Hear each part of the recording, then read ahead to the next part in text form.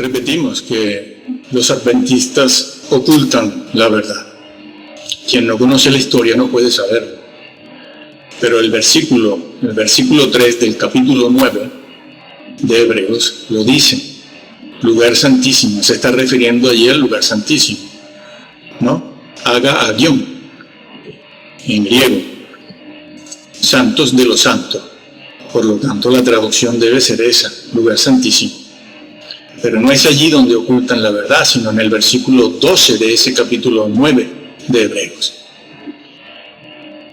En todo el libro de Hebreos, sobre todo en este capítulo 8 y 9, se nos está diciendo que Jesús entró en el lugar santísimo para mostrar su sangre. Lo dice de manera clara. No entró con la sangre de becerros, ovejas, machos cabríos, sino que entró con su propia sangre, porque ese mismo hecho de necesitar la sangre para presentarse delante de Dios demuestra que el sitio donde entró es el lugar santísimo, claro. Y los adventistas lo ocultan. ¿Para qué? Bueno, para poder mantener las varias doctrinas de la señora Elena de White, doctrinas falsas. Y lo justifican esa enseñanza que comenzó a enseñarse porque no se conocía. Lo justifican de dos maneras, cuando menos. Lo justifican diciendo que los vocablos, tabernáculo, santuario, lugar santo, lugar santísimo, son conmutables. Mi amigo, esos vocablos no pueden ser conmutables, ni sinónimos, porque no significan lo mismo, como vamos a demostrar ya. Y además también lo hacen así para poder esconder lo que se llama históricamente el gran fiasco, el fiasco histórico de 1843 y 1844, ¿no? Y por eso han hecho una pésima traducción, tanto en la versión de ellos propia, la llamada Biblia Reina Valera de 1999 o 2000, que no es Reina Valera, porque el señor Casiodoro de Reina no lo tradujo así. Pero claro, hoy en día se pone de moda que cada denominación, cada organización e incluso cada iglesia grande que tiene el poder financiero para hacerlo, pues agarra los manuscritos de Casiodoro, lo revisan y van poniendo las palabras, los vocablos, los términos que favorecen la doctrina y la teología de esa denominación en particular. Es lo que ellos han hecho, ¿no? También con esa versión de la palabra clara. Bueno, ahí el versículo 12 del capítulo 9 de Hebreos está cambiado. Ahora lo diremos en un momento. Bien, pues no es lo mismo, no son conmutables los términos tabernáculo, santuario, lugar santo ni lugar santísimo, no. Eso es engañar a la gente. No es lo mismo, ni da igual. ¿Saben por qué? Bueno, por lo siguiente.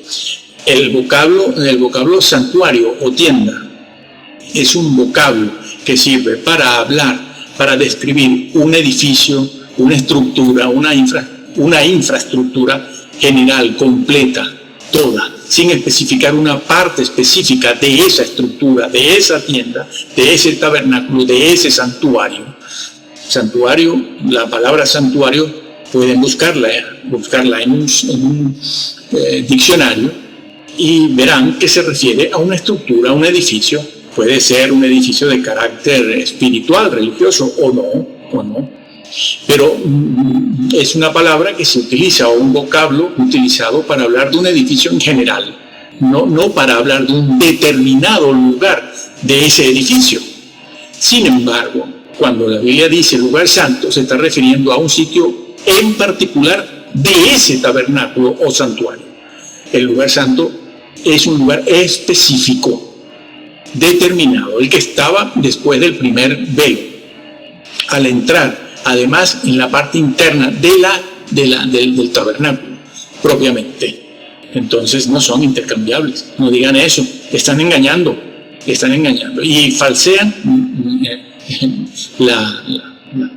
los significados, la semántica, al mismo tiempo que han torcido el significado, la doctrina bíblica. Han cambiado, ¿sí? Se tienen que acordar de lo que el Señor dijo, de lo que pasaría con los que cambian, quitan, agregan y ponen o sacan de la Biblia. Entonces, otra agión, que es lo que está dicho, a lo que se refiere el versículo 3 de Hebreos 9, es agión, santos de lo santo, el lugar santísimo. Se emplea esa expresión en griego y en castellano. El señor Casiodoro lo tradujo bien, para hablar de una parte muy específica, no del santuario en general, del edificio todo, sino que empleó esa terminología, esos vocablos, para hablar de un lugar específico. ¿Cuál? El que está detrás del segundo velo, donde solo puede entrar el sumo sacerdote una vez al año y rápidamente, brevemente, con sangre.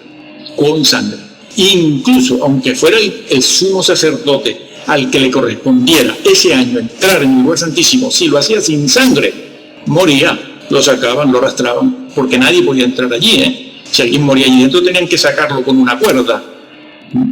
Bueno, entonces, por eso Jesús se dice que con su propia sangre entró, cuando ascendió, como hemos venido explicando. Y desde entonces, cuando ascendió, el Señor se convirtió en un intercesor. No hemos tenido que esperar a 1844, al gran fiasco del señor Miller, seguido por todo lo que hizo la señora Elena de White, para que el Señor empiece a interceder por nosotros en el lugar santísimo, que dicho sea de paso, porque tampoco enseñan eso los adventistas, sino que hablan de un juicio de preadvenimiento, etc. Bueno, otra cosa con la que se han inventado para poder justificar esa doctrina, que no es bíblica, y como no es bíblica, pues claro, hay que justificarla de alguna manera, es también diciendo, en segundo lugar, que la señora Elena de White, pues, goza de un grado de inspiración e iluminación de segundo grado.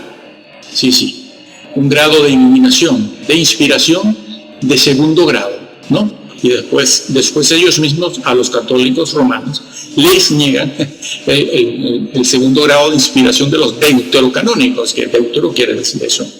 Bueno, no.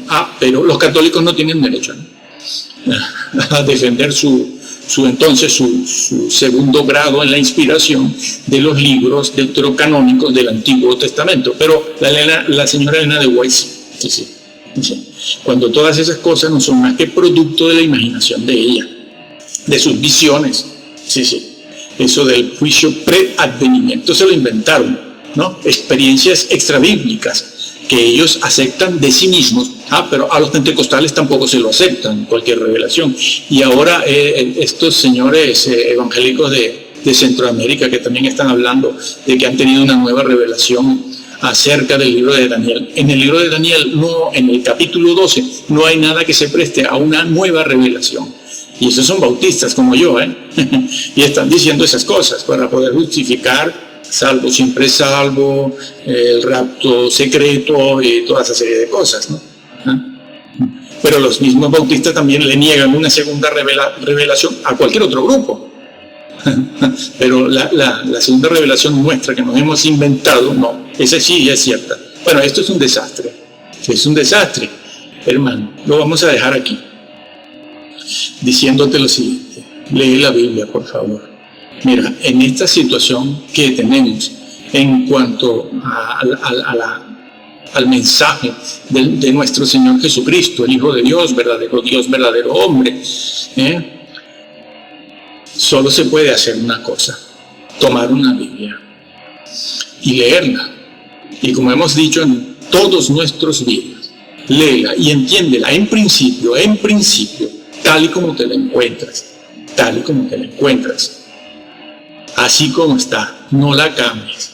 Si alguna vaca sagrada te dice que, bueno, es que esa palabra no significa lo que quiere decir, no le hagas caso, porque él no lo sabe.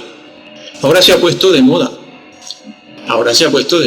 Cuando llegan a algunos versículos un poco conflictivos, no, la Biblia no es conflictiva, como dicen. Un versículo que no pueden entenderlo o no se entiende, a la primera lectura, a la segunda lectura, porque hay que averiguar y estudiar mucho. Enseguida lo arreglan diciendo, bueno, es que ese es el problema de las traducciones, que las traducciones, sí. Y la persona que lo dice sabe mucho es un filólogo griego o hebreo, sí, seguro. Y dicen, bueno, ese es el problema de las traducciones, pero eso no es lo que se quiere decir aquí. Lo hacen incluso con el libro de la vida. Sí, dicen, bueno, el libro de la vida, pero es que esto está mal traducido. Que no se puede hacer la circuncisión, sí, pero que esa es una traducción que está mal hecha. Roma traduce mal. Y así van todos, de todo tipo, de toda denominación. No hagas caso, te lo digo yo, que he pasado por la universidad y un seminario. Muchas veces. Entonces, no hagas caso. Lee la traducción en principio de Casiodoro de Reina. Léela. Y a partir de ahí puedes leer algunas otras versiones de confianza, que es necesario, y algún par de versiones mesiánicas. Muchas de ellas, hay un par de ellas buenas, que son buenas. No soy mesiánico, pero reconozco la verdad allí donde esté, porque es que si no hay manera de saber quién nos dice la verdad, porque muchas de estas personas están también magnetizadas, polarizadas, tienen sus intereses. Claro, yo estoy dentro, en la crema y la pomada, lo sé, te la encuentras, no le hagas caso a nadie, a ninguna vaca sagrada. Léela, créela como está y pídele al Señor y al Espíritu Santo que te revele la verdad. Y estudia, indaga, averigua, escudriña, compra manuales sobre el griego, sobre el hebreo, investiga, verás que te vas a llevar sorpresas si lo haces regularmente, en forma disciplinada, y tienes esa convicción de hacerlo, y que el Señor te guarde, te bendiga y te proteja de toda la mentira que estamos viendo. No en vano el Señor lo dijo, que hacia el final de los tiempos, justo antes de su venida, ¿qué iba a pasar? Se amontonarían. Busca la palabra amontonar. Busca la palabra. A ver, de todo lo que se está viendo, a ver cuántos son de verdad. Es más, te dejo otra tarea. Una falta de integridad tremenda hay en estos ministros de todas las denominaciones. Sí, la palabra integridad aparece en la Biblia. Aparece en la Biblia después de 43 años, donde hemos estado en iglesias y escuchado muchas cosas. En 43 años que nosotros recordemos, solo en 2 oportunidades escuchamos a un ministro, a un pastor hablar de la integridad. ¿Qué es la integridad en la Biblia? ¿Qué es? El vocablo aparece, búsquese. A ver. Que el Señor te guarde, que el Señor te bendiga.